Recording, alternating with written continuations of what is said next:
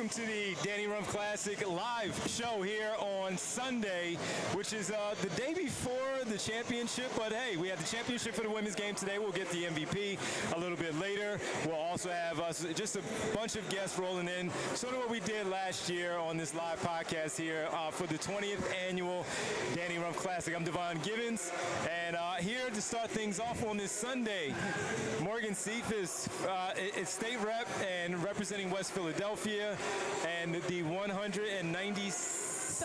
Yeah, you got it. I got it. Yeah, so Morgan, welcome. Great speech, by the way, by you. No, I appreciate it. No, yes. Thank you for having me. Yes, this is my first time at the Annual Rumph Classic. First time. Oh. Nobody gave me the disclaimer about not wearing heels, so I'm going to have to come back in my sneakers. So you could have done all of that, but you had to have sneakers on. I have to have the sneakers on, yeah. Yes. So I should have known that. Nah, I'm gonna come back tomorrow for the 7:30 game. Super excited, but excited to be here, and thanks for having me. No, what did you think of the girls' game? The women's game was great. Oh, it was great. It was great. To start off, it looked like it was going to be a runaway game. Team Candy came back, fought back, made it a game. Yeah. And then in the end, Team Harper won. Great basketball game. Yeah, man, it was awesome. I mean, it really just shows the pride of basketball in Philly grit. Yeah. You may be down in one moment, but you're picking it back up so you can make sure you win that championship. So it was jam-packed, very exciting. The crowd was electric. It was. Yeah, it was really good. Yeah. And I'm really excited that you all feature girls basketball, right? For a time, girls basketball wasn't highlighted a lot in Philly. And I think now that, we've elevated, particularly with the Classic, you see a WNBA team that's coming here to the city of Philadelphia. And I don't think it could have been done unless we continue to feature women's athletics. Being a track and field runner myself. Yes, I heard. Yeah, I heard. Yeah, so with that happening, as a matter of fact, what did you make of the fact that they finally got it done? It's been years. So many basketball fans have been talking about the WNBA. A team needed to be in Philadelphia. It's one of the biggest markets in the country, yet we did not have a team here. So what do you make of that? I mean, it's exciting time for the city of Philadelphia, particularly as we're on the cusp of the 250th anniversary here for our city. Yep. And to be able to talk about it, to be able to brag about it, is really big. I mean, we have a large, market, as you said. Philly is known as a basketball city. We have a lot of great players coming from this city. I graduated and ran track at University of Virginia, who you had Dawn Staley play down there. They're great. So we have so many great athletes, both men and women coming from the city of Philadelphia. And to be able to bring a team here is just monumental, and particularly with the partners. I mean, who doesn't love Wanda Sykes? Yeah. Wanda Sykes and Dawn Staley. And I think the importance of it, I mean, just as a female track and field runner, obviously back in the day. Yeah. You still got it. I know you do. I appreciate you. But it really allows, women, either young or in their prime time, to really see themselves in the sport, but also see their ability to get to prime time. Yes, I always wanted to be an Olympian. Yeah. Knew I wasn't going to quite get there, but having teams in your own backyard that you can see yourself in is really critical on not just shaping the sport, but also shaping the next generation of basketball stars coming from the city of Philadelphia. And for those who don't really understand necessarily what a state rep does, and representing the 192nd district, what do you focus on for your area, for your district?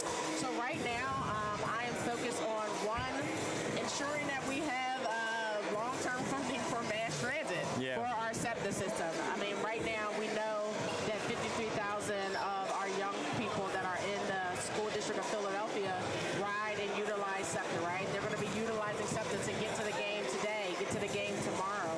And right now our system is, really under threat at this moment because we do not have a long-term funding stream. Sure. So, right now that is top priority because not only do I represent West Philadelphia, I'm also the Philadelphia delegation chair, which represents roughly around 25 members up in Harrisburg. I'm literally going to Harrisburg as we speak after I leave here. And, so we're focusing on that. The other piece that's really big for me right now is building out pathways and pipelines for our young people. Yeah. Right? So I represent Overbrook High School, making sure that they have the pathways that they need in order to be academically successful. We're doing a partnership with Google, bringing that to Overbrook High School to offer short-term certificates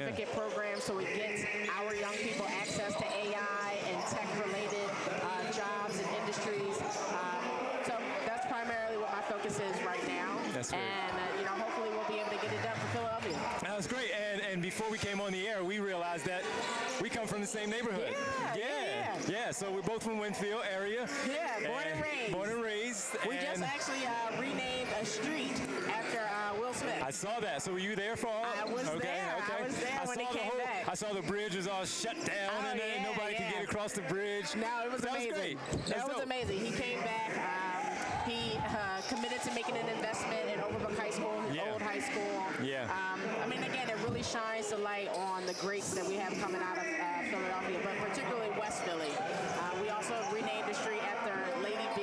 You know, we did the mural for Kobe Bryant. So we got a lot going on over in our part of West Philadelphia. Yes, indeed. Yeah. So, and it's funny because I always tell the story when people ask and they find out that we're from the same area. Will Smith was right over there, and we both went to BWAP and Bieber.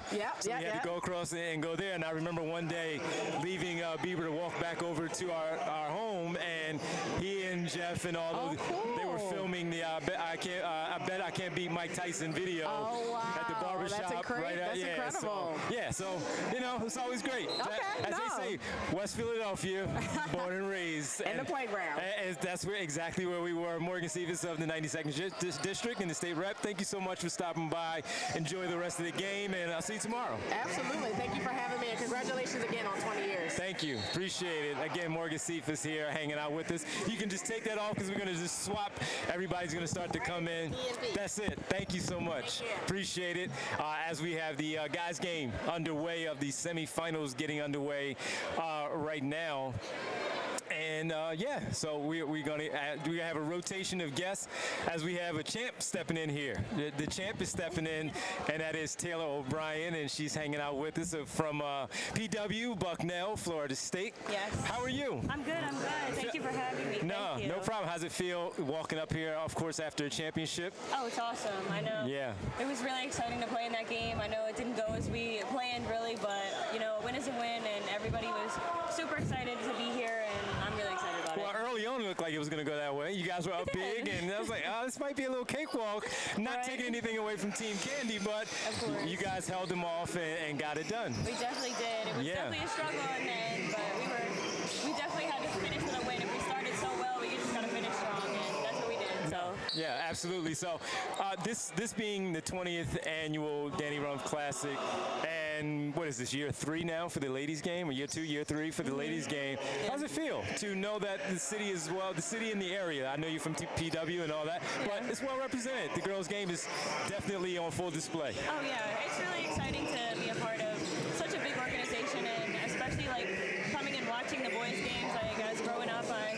and now being a part of them, it's like really, really a cool feeling. But I'm just really excited for what's to come as well, because once we start this, there's like only way to go up is from up, and like everybody's so excited and wants to come and participate. People are asking me like, oh, I want to play next year, which is really cool to be a part of something like that, and from the jump. So I'm really excited about it. And I have to ask you, since we know that the WNBA is now going to be in Philadelphia in 2031, I believe, once the new arena is up.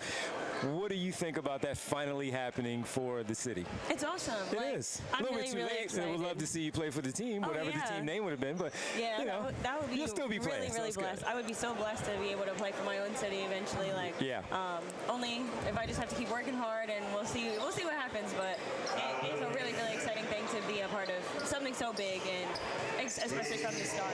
And imagining seeing the first women's team to play in Philly would be something special. Yeah, and I think the city will embrace it, because so many fans have already been saying with the WNBA in play for so many years, why is it not here?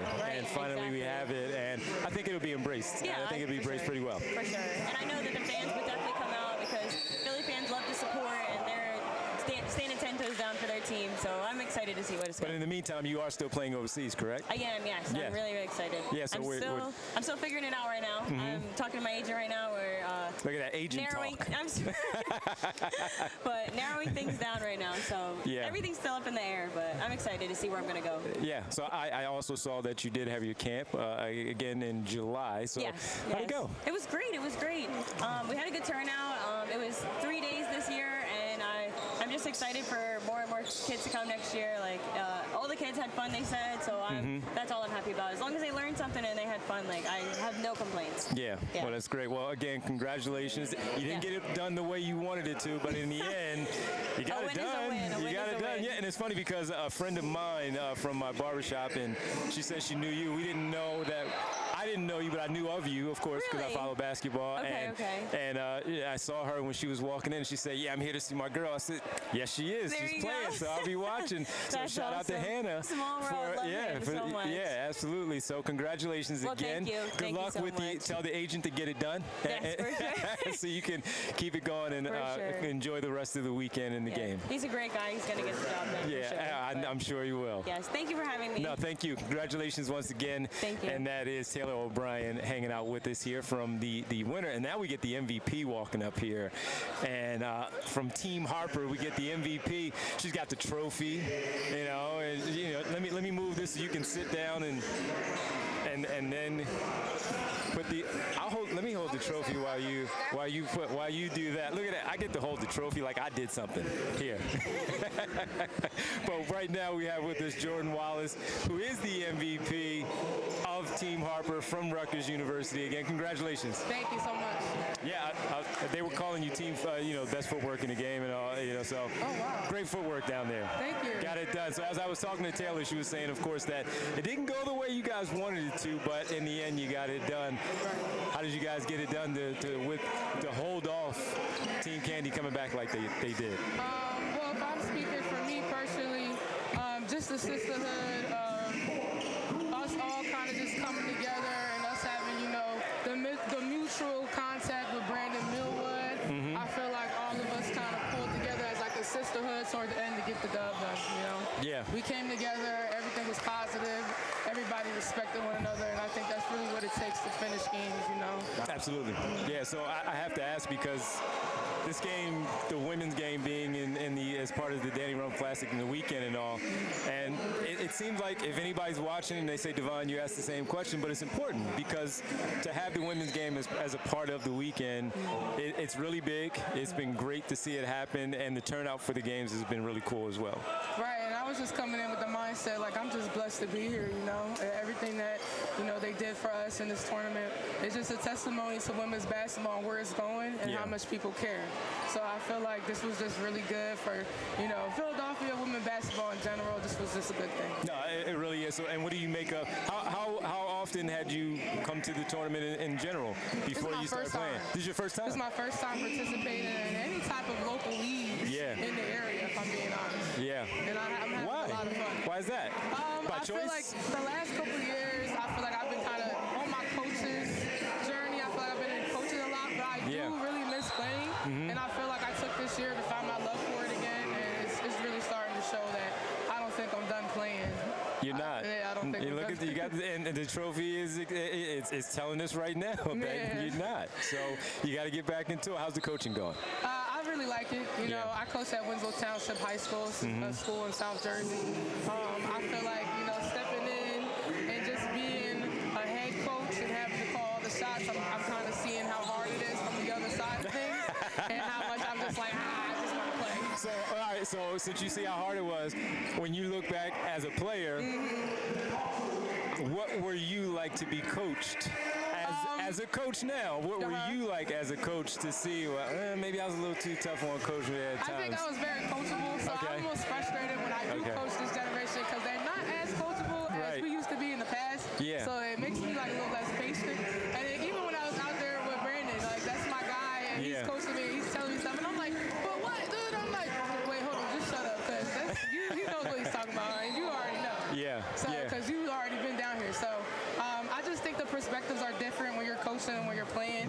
And I think, what separates myself is that I'm still playing. So from a coach's lens, I take stuff a lot personal than a lot of these older coaches probably do. They're like, we've been stopped playing. But a turnover when I'm coaching hurts almost as if I'm not on the floor, Yeah. So I think that's just the thing.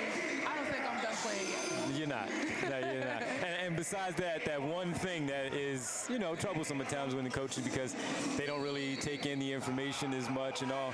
Right. What's another challenging thing that you have found in coaching the younger generation? I just want to say, like, passion, Wanting it, huh? Wanting it, exactly. Understanding that the results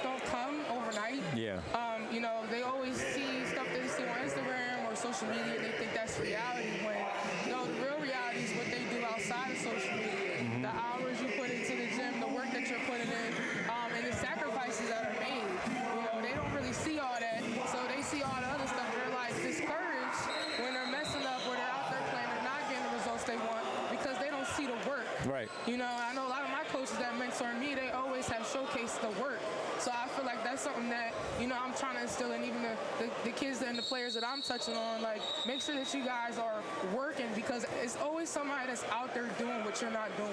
So if you're not willing to do the hard things and really sacrifice, then you will never separate yourself. So I think that's one of the biggest things for me, just being a coach right now and still being a player. Yeah, well, you can also take that trophy back to him and say, look what I just did. Exactly. Exactly. You can do that, Jordan. Congratulations on the MVP and the championship. And I'd imagine we're going to see you back here next year. You can't walk away now. I mean, you can go out on top, but you shouldn't. I think this is like giving me the push in the right direction that I needed. Exactly. Jordan, thank you. Appreciate it. Enjoy the rest of the weekend, and we'll talk to you again. I'm definitely going to appreciate this. Go celebrate. Go celebrate. Absolutely. Thank you so much. All right, man. Appreciate it. And again, Jordan Wallace from Team Harper, the MVP, as the women's championship knocked out Olin. Good to see you, man. Olin Chamberlain here, hanging out with us from St. Joe's Prep. What's going on, man? I'm doing good. How are you? I'm doing good, man. It's funny because I see your dad every now and then because we go to the same barber. I'm sure you know Stu. And that's my guy, yeah. We grew up together, high school really? and all that. Yeah, that's my guy. So your dad, I see your dad every now and then. Yeah, my cuts are usually on Fridays. I try to get the Friday morning slide going into the weekend, you know? But I'm normally like a Wednesday, Thursday kind of thing. But yeah, man, how you doing? I'm doing great. Just taking some time off before I have to go back to school. Gave us a little break. We got to go back like the 22nd, going to Temple. Yeah, absolutely. Yeah. So well, tell us about that a little bit, about walking on that Temple and being a part of that program. It's super exciting. The guys are super welcoming. Coach Fisher's obviously a great guy. Gave me an opportunity to come on. I think the whole culture is something that is just really exciting to be a part of. Every practice is intense, and every practice is really just great. And the guys are just super great too. Like I've been in part of teams where it's not like they're not as welcoming to the new guys and the younger guys, the freshmen and stuff like that. But everyone has just helped me, and it's been a great adjustment so far. Yeah. So with that adjustment, though, it's also an adjustment. The player that you were in high school, that next level up. Even though you've probably played against a lot of guys and had a lot of success, of course, it's up to the coaches and how things go. But being a walk-on, what's that been like for you? And yes, they have been welcoming and all, but a different spot a little bit for you. Yeah, it's a different spot. I mean, obviously, you don't really get treated any differently to walk on or not or anything like that, but I'm still coming with the same mindset as I am every single day. I'm trying to compete. I'm trying to get on the floor. I know that's an opportunity for me, so every single practice I'm trying to compete to be the best I can be and make it hard on the coaches. I want to make my teammates better, obviously, but I want to get better and have an opportunity to play at the end of the day. Yeah, and as far as we go here, as we have the semifinals already underway, trying to gear up and set up the championship, what are your memories like from the Annual Rumph Classic?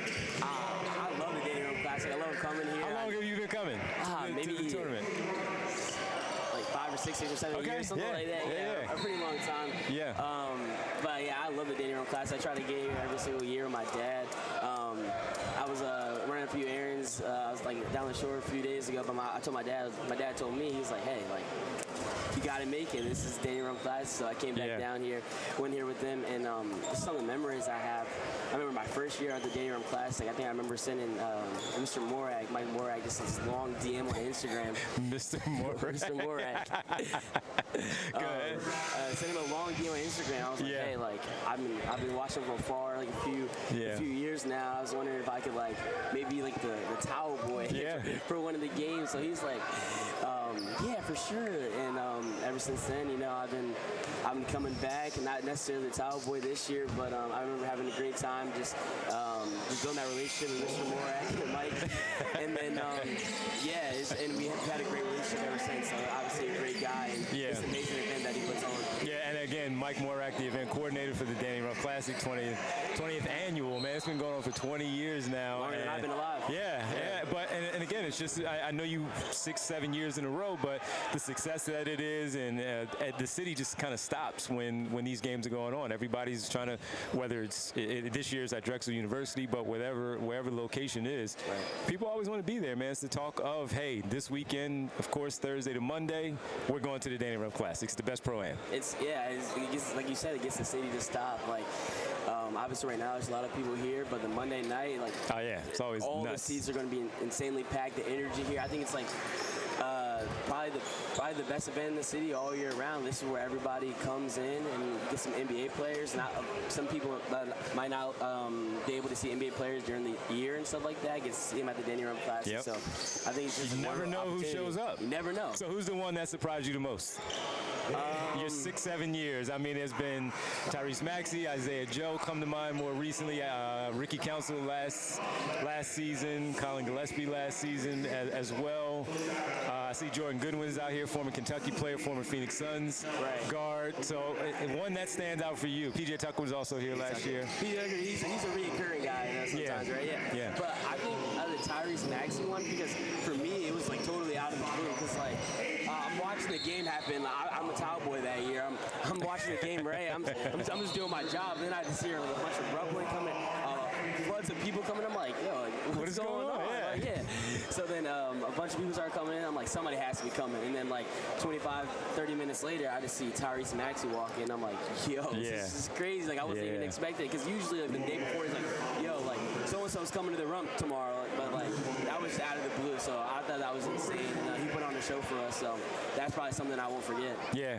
And I'm trying to think of some of the other ones. James Harden, yep. Jason Tatum also came through. Jason Tatum, that was a crazy one too. Similar situation. I didn't know, even with that one, Mike, sometimes you know. Like he's not trying to spill the beans, exactly. Right? Yeah. Sometimes he'll tell you though, and I was like, oh, okay, you got Jason Tatum to come through. No, because I remember the way it worked at LaSalle when I was used to do the towel boy thing. So they were like, yo, you got to block a few seats out here for like the VIP. I'm like, VIP? Like, who's VIP? Who's coming? So then Jason Tatum and his like crew came. They sat in the front row. Right. And he came. So yeah, I was super excited. Nah, it's always a good time. Well, I expect that in a few years, after you're graduated and you're getting ready to play professionally, when you come back home, you can, get out there yourself. Yeah, that's the plan. That's the plan. That. Exactly. Yeah, that'd be exciting. Exactly. To watch all these many years and be able to participate, I think that would be a blessing. So I'd be super excited about that. Yeah, I don't know if I can hang out there with you guys. Man.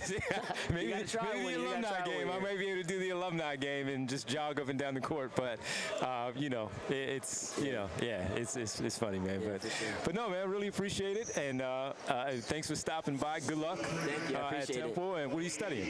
Legal studies. I want to become a lawyer and or a sports agent. So one of the two. Okay. Yeah. Legal studies is what I'm studying. Well, maybe you can handle my contract. You know what I mean? Again, Olin Chamberlain from St. Joe's Prep, going to Temple, playing some basketball for the Temple House. Thanks, man. Sir. Congratulations. Good luck. Tell your dad I said hello. I will. I appreciate it, man. Thank you again, Olin Chamberlain, hanging out with us here.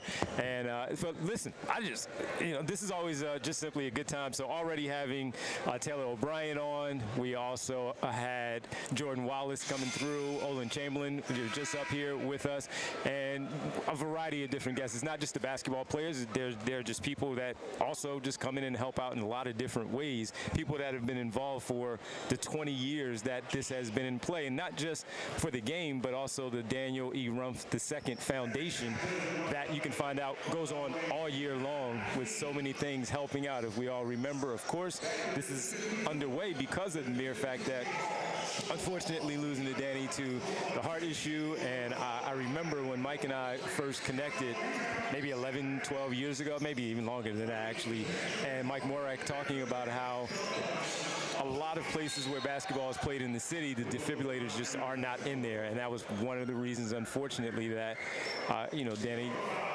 passed away. It was because there was nothing there to revive him and keep him going. And that's one thing that we'll talk to the basketball players, as we just did with Olin and Jordan, and also with Taylor, but to everybody else behind the scenes and running things with the foundation to make sure that things go, to make sure the money is raised, to make sure that the sales and the sponsorships and all of that is ready to go. So that's what we're here to do. It's great to be here for the 20th annual Daniel Rumph Foundation and the Daniel Rumph Classic, and we're just going to keep the guests rolling through here. Again, for those who don't know me, I'm Devon Givens from PHLY Sports, covering the Sixers for PHLY Sports, and I'm always thrilled to be here and help out in any way that I can for my friend Mike Morak and what we're able to do here, and any participation that I can have, any way to lend a hand. I'm here for Mike as always, and for everyone else here with it. All right, now we got another guest coming in. Yeah, head assistant at Newman Goretti, get to hang out with us, and that is Darius Howman from Newman Goretti. How you doing, man? I'm good. How are you? I'm doing great, man. Good. 20th anniversary for the Devon Rumph Classic, man. Oh yeah, it's awesome, man. Awesome for the city, awesome for the culture. Yeah. Obviously, I love that they've added the female piece to it. Yeah. I think that's important. Obviously, I know that women's basketball is thriving anyway. 100%. But it's things like this that continue to move, forward that movement. So yeah, it's awesome, man. And you run the She Elite All Girls League at the Six-Man Center. Yes, sir. The newly built Six-Man Center, which is phenomenal. Yes, sir. By the way, but how's that going for you running that? It's awesome, man. She Elite was started in 2020, oddly enough, in the COVID year. Yeah. I started it with, we only had about 7 middle school teams. Yeah. Came back the following season, we had about 10 teams. And since that time, man, we just started, it's just been ballooning. So right now we have about 26 teams. We have about 10 middle school girls teams. And we have about, I think, 16 high school teams. So it's just something that's just thriving. So does it run, now that you have it going, yes. Does it run year round? Does it run? Sir. Okay. So we run every August. We start about the first week of August. Okay. And we go through to about the end of September. Okay.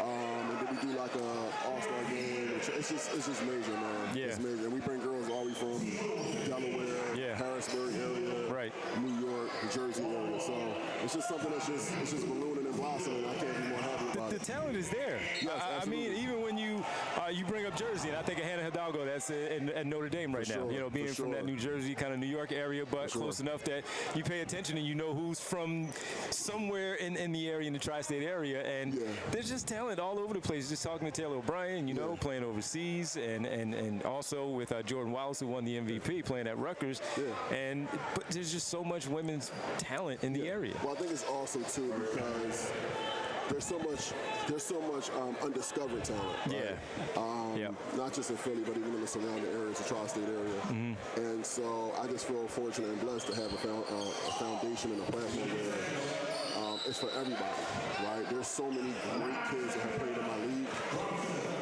girls that are well known, and girls that nobody has ever heard of, right? And everything in between. So I just pride myself on keeping a platform that's solid for them, but also with girls their names might not be out there like that, right? Yeah. But they have a platform now where they can come and display their talent and maybe be discovered.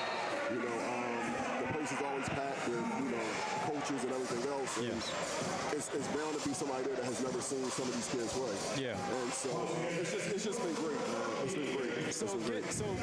Being that you bring up all of that, coaches coming in and, talent undiscovered, even though these ladies are older now, at least playing professionally, some maybe overseas and all, but the fact that Mike Morak has put this together with everyone else, it's become such a big deal that I see young ladies walking up and down the stairs here, going to their seats in and out over the years, but there was never a game. And speaking with Mike and understanding that, they wanted to make sure that they put them and give them a map to go out there and do the same thing with this great event that goes on. Listen, and shout out to Mike Morak, and also shout out to Sheree Bray.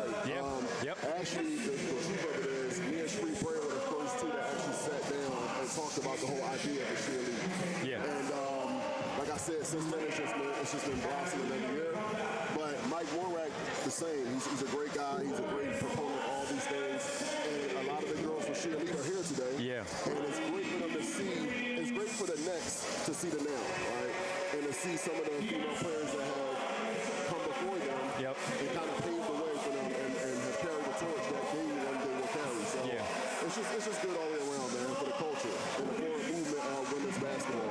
It's just great, man. It's great. So the culture overall for the Devon Rumph Classic, though, again, 20th year for it, and here we are at the semifinals. And every year it gets better and better, it gets bigger and bigger. And just talking to Olin before you stepped in, and just how he was his 6-7 years here. He's DMing Mike. First of all, he called him Mr. Morak, and I started laughing because it's like, that's how long it's been. Right. But he just simply wanted to be a ball boy or a towel guy, just coming in and helping out. That's how important it is for the area, for the basketball culture. It's great for the culture, man. Like I said, they do a great job every year of putting on just a great league. And I can't say enough about them guys, man. They show a lot of love to me. Anything that I'm doing, they show a lot of love for and support. My little guy, I have a son who's 10. He's down here with me every year. And they just show him love. And it's just good for the community. It's good for the city. It's good for the culture. Men and women's basketball is just great. Basketball-wise, though, as a basketball fan, what's the one moment that stands out for you? In the Rumph Classic? In the Rumph Classic. Yeah, we were just, Olin and I just went back with a lot of different names, and I mean, you can go Flip Murray when he would go crazy, or we talked about James Harden and Jason Tatum coming through. Maxey. Yeah, Olin mentioned Maxey. Oh, man, I don't know. There's a lot. There's so many. I come out every year, and I done seen some amazing stuff. Twins come out, and I don't know, one moment. Hey, I put you on the spot. There's a lot that you got to let process there. I'm going to the archives. Well, Darius, thanks again, man. And again, make sure everybody check out the She Elite All-Girls League at the Six-Man Center starting in August, running through September. And again, just going through the entire year. It doesn't stop. Darius, thanks, man. Yes, so you can follow us at Purpose B-Ball on IG and She Elite on Instagram. Got it. Thank you. Good to see you, man. Appreciate it. Again, Darius Holman. Also, head assistant at Newman Goretti, where you guys just keep funneling in talent, man. Yeah, we had a great season last year. We went up. We finally won the PCL chip back to the house. Yeah. And then we also won the state championship last year. Right, yeah. So we're trying to get back, and we got a good kids coming in. Yeah. And hopefully we can just kind of pick up what we left off last year. Yep. And get back to the mountaintop again. We'll do it again, man. All right, man. Good luck. I appreciate it. All right, man. Good again. No problem. Right, again, Darius Holman here hanging out with us, head assistant at Newman Goretti, and also running the She Elite All-Girls League at the Six-Man Center. And we just keep the guests rolling in as we have stepping in now. You see he's got the VIP pass right there. That's how important he is. Look at that, everybody. We got Pastor Carl coming in. What's up, man? What's going on, man? Good to see you. We always run into each other, just kind of like head nod, and but everybody's always here. It's just love in the building. All love, always. All love. One of the things you look forward to the most for the summer in Philly, like without a doubt. Yeah. It's a lot of leagues that go on, no shade. But people be like, man, let's get to the rump. You know what I mean? Like let's get through, let's get to the rump. So what makes this one different? I mean, it's just the energy, man. I feel like, you get some of the best players that come from every hood of the city, outside of the city. You never know who's going to pop up, pop out. And it's just the energy, man. Like the type of competition that go on here with the rump is just unmatched to me. And again, I think it's one of the few things that's been a staple in the city for so long. And it's a time when people know they'll get here. And even when the city might, have its issues of violence and everything else, it's just like, it's love. There's nothing crazy going to happen because it's the rump. This is sacred ground we on. So I said that to Olin Chamberlain, from St. Joe's Prep, going to Temple, and I said the city just stops for that Thursday to Monday. It stops. Everybody's cool. Again, you may not know each other, but everybody knows where you're going because you're all going in that same direction, whether it's LaSalle this year, Drexel, Community last year, and all. But it's basketball, it's love, it's the culture, and it doesn't matter what color you are, doesn't matter, none of that stuff. It's just a good time. Absolutely, man. And I think, it's like intergenerational. You see so many people from Philly, whether it's like some of the OGs to some of the kids, the women, it draws everybody in, man. And like, Philly hasn't had that probably since like 16th and Susquehanna days, but like this literally is like the Rucker Park. Like no matter where it's at either. It's not a specific park. Like you said, whether we're in Community, whether we're in LaSalle, Drexel, you know what I mean? You follow. Everybody's here. You follow. You follow. Doesn't matter. Build it and the people will go. The only thing people are, where is it going to be? That's it. That's it. That's it. That's it. That's it. So look, man, you are, of course, the pastor of the hood, and you spread, give out a lot of great information, knowledge, and just helping out with a lot of people. Area 32, North Philly initiatives, and also, what have you been trying to do? Let's just say over the last calendar year, what have you been trying to do within the city? I mean, my mission has been pretty much like in a similar vein of what the Rumph does, unite the city. Yeah. Area 32, Mike runs a basketball program under that umbrella that I created, Victory in North. Victory in North, So yeah, so he keeps the youth engaged all year round. So I tip my hat off to Mike. I always tell people, man, like, Mike, the Rumph just isn't a one-time thing for Mike. Mike is literally embedded, and he lives it. Yeah. So he's bringing children, families together through that work. You know, and a lot of work that I'm doing with young men in the city, man. Getting them employed, helping them to jumpstart businesses, and just looking to do more. You know what I'm saying? Working with elected officials, trying to make sure that, you know, our environments are equitable, and that kids actually have something to have hope for, and, you know what I mean, continue to be able to do whatever it is that they're passionate about. How passionate are they? Do you see that a lot of kids are really passionate once they take in the message and accept the message and understand you're trying to send them in the right direction? How passionate are they? How receptive are they to the information? I mean, I'm going to say, like, man, the passion's there, but they really got to make sure for them, it's like them created the opportunity for them to be vulnerable. Yeah. And that vulnerability opens up when they see how much you care and how much you bring into the table for them. So, you know, again, because of great people like Mike and other community partners that I have under Area 32, it's the consistency of those folks that show young people that they really care. Those young people open themselves up. I mean, we just saw a few of the young kids ripping and running on this court playing basketball. Like, this is the fruit of the labor. These kids now will decide to take advantage of something positive as opposed to finding something destructive to do. So, you know, that's on all levels. Once people see that we're invested and we really care and that we're going to keep coming and keep doing, you know, people receive the message, man. Yeah, absolutely. And with you, I put Darius on the spot. I got to ask you, because I know you've been here for many, many years. And what's something that stands out to you? You know, 20 years this thing has been going on, and you've been involved for a while. So what's a moment that really stands? It doesn't necessarily have to even be basketball. It could just be something that with a young kid, male, female, that you've helped out, and you just saw them talking here, and the next thing you know, they take in and they accept all of it. Well, the thing I do want to say, man, and I'll make it about basketball, I'll make it about here. I think the thing that speaks volumes is the level of commitment that a lot of these same players have had to the Rumph for so long. You see what I'm saying? It's like some guys do the one-off, and they'll show up, they'll come play the league. You got the Morris twins, you got many of these guys who played overseas, and they continue to make that stop here.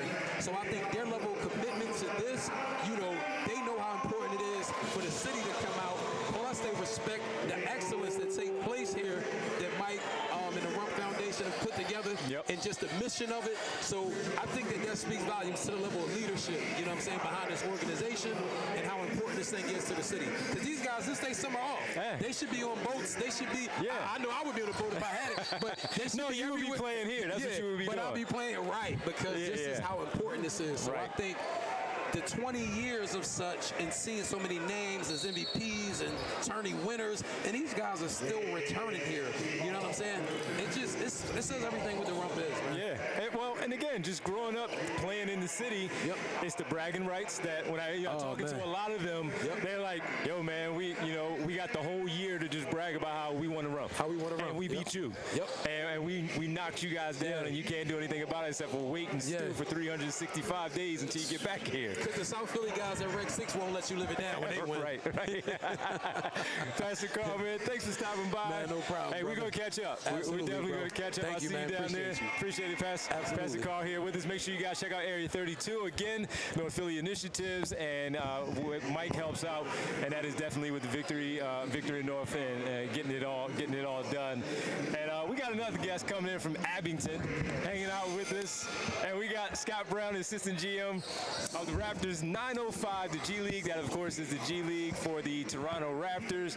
And Scott, what's going on, man? What's your off-season been like, man? I'm living, man. No complaints, man. Just settling back in. We just wrapped up Summer League not too long ago. Had a good little experience out there with our young guys, getting to get a little bit more acclimated. So it was cool, man. No complaints. Now we get to kind of settle back in, take a little time away, go back home, log back in with the family. So No complaints, man. Yeah, so you know what? As I have you here, Scott, I want to ask you about this because we talk about players and all grinding to get to where they want to be. Even talking to the ladies that played in the championship and them playing overseas and some coaching now, but after winning, like, we had Jordan Wallace. She won the MVP, and she's like, I think I got the bug to play again, not just coach.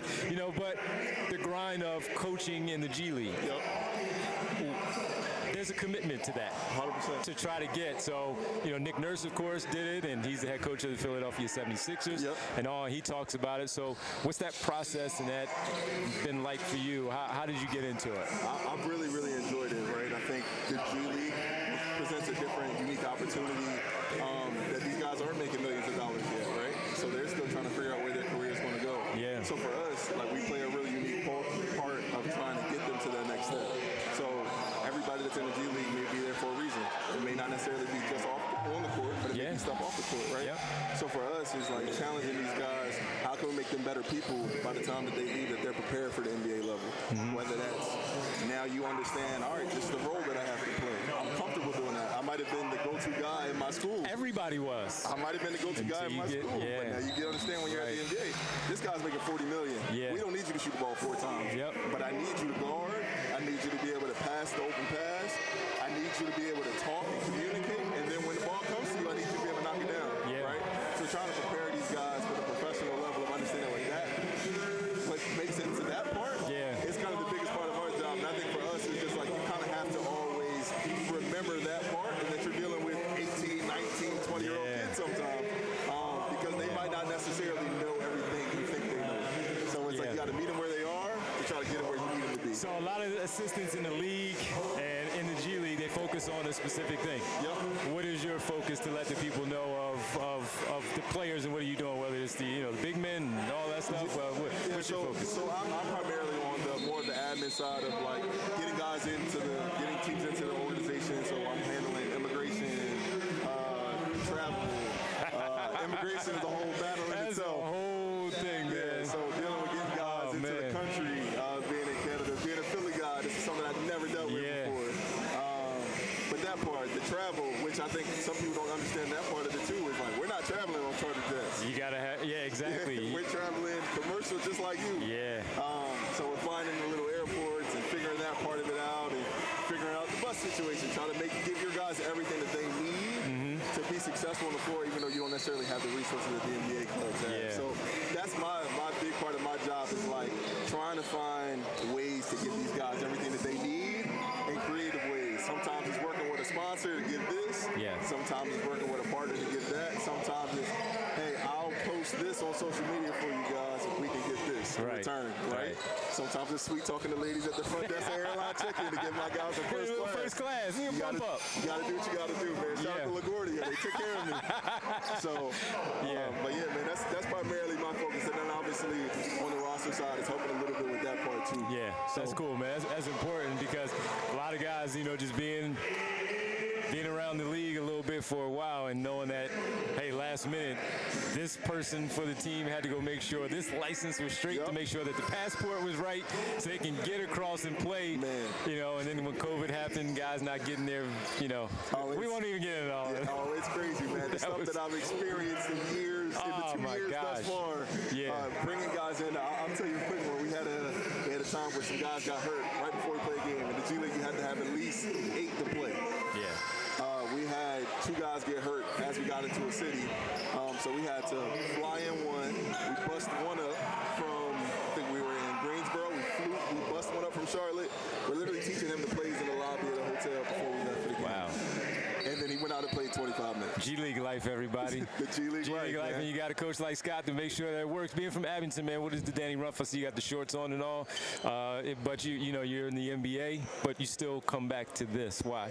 I think the work that this foundation does in our community is just paramount across the city. I think everybody sees the basketball part, right? Everybody sees this event and what it does and bringing NBA guys in and letting kids see that. But I think the coat drives, the park drives, the back to school drive, the impact that we make in the city, even and most importantly, like the heart screenings, like the fact that since I've been involved, like we've caught multiple irregularities in kids. I was saying when I was introducing that, you know, with Danny and everything, the defibrillators weren't there. And that Mike and the foundation and everyone, Miss Candy and, you know, everybody just making, Uncle Mark making sure that, hey, no, we got to do something. So for me, that's the most important part is like the impact. We see that, right? Obviously, this part is cool too. You get to see it's a big family reunion. So that's what it is. You get to see everybody. But I think getting to see the impact that the money that we make from this does throughout the year is huge. It's huge. And I grew up playing at Mallory too. So like I was a Mount Airy kid in the same area too. So I think that part of it coming full circle is really, really dope. Yeah, so I remember last year when we were doing this, Scott, and I don't know who I was talking to. I can't remember. I don't remember if it wasn't Justin. It might have been, I don't know, it was maybe Sharif or somebody. And they were talking about how they were on vacation somewhere and somebody had the shorts on, right? That's one of the coolest parts about this, man. It's one of the coolest parts. And I remember I was talking to them, I think it was Sharif. And Sharif was like, yeah, me and Mike are already designing the shorts now. For next year, Yeah, right? Yeah, I've spent a lot of time in my early years, especially with the Rumph, and sitting at Mike's house in his office while he's sketching up short designs. And it's like, it is crazy when you like are in LA or you're in Chicago or you're in New York and you see somebody walking around with a pair of Rumph shorts or a Rumph bracelet or a Rumph pair of socks, but it just shows the reach that this event gets, right? So that's the coolest part about it. Yeah, because I was, before we got started, since we're here early, we were in, you know, and the crowd is not here yet. The alumni game is going on. I'm like, you know what? Let me go buy some stuff right now because I have some people in LA who want some stuff. Let me go do that now before it's all going and get the cool shorts. But no, man, just to let everybody know, because I know you're our final guest, so you're going to sign off with us. For sure. But we will let everybody know to make sure to check out the Daniel E. Rumph II Foundation. And check it out because this is great. You see the semifinals going on right now as Team Blue is up 54 over Maroon 41. Make that 56-41 right now. And setting up the championship, but it's the foundation that is the stepping stone that does the work all year round for this 5-day weekend to happen, for everybody to come in, make the money this way too, but the family reunion is together, but the family also congregates in the way that it does for the other 360 days for the year. So please, everybody, make sure if you can donate. If you can't make it down to the game and you can't buy a pair of shorts or a jersey or the socks or whatever it may be, but you can donate and help out in that way because the back-to-school drives are coming up. And you have the, again, just the, Mike is always sending me, hey, bring the girls so they can get their heart checked out, you know? So my daughters, and that's always a really, really important part of it. 100%. That kind of flies under the radar just a little bit just because of how big this is with the names that are involved. So again, the Daniel E. Rumph II Foundation. Check it out, DanielERumph2nd.com. Make your donations and all. Scott, man, this has been fun, man. It's great, man. I appreciate you having me. This is dope, man. Got to talk to my guy Alvin and tell you know, that's my guy Alvin Williams, of course, at the television broadcast out there for the Toronto Raptors and the pride of Villanova and Philadelphia overall. So for everybody, we appreciate everybody stopping by. We have so many guests from Taylor to Jordan, to Olin and Pastor Carl and everybody, and of course Scott here hanging out with us to sign things off. Don't forget about the championship tomorrow. Championship will be somewhere, it always fluctuates. Just a little bit. Just a little bit. Like, the doors will probably open around 6 or 7 o'clock, so make sure you get in. We're at Drexel University for the championship. We don't know who will be playing as of yet. Team Blue looks like they might be representing from this semifinal matchup, but championship tomorrow night right here at Drexel University. Come on out, hang out for the final day of the family reunion as the summer winds down, and we'll see you then, of course. So Scott, thanks, man. Really appreciate it. Thank you, brother. And everybody, make sure you check us out all year round on the Danny Rumph Podcast. Thanks to everybody behind the scenes, and have a good one, and we'll talk to you once again on our next podcast. We'll see you then.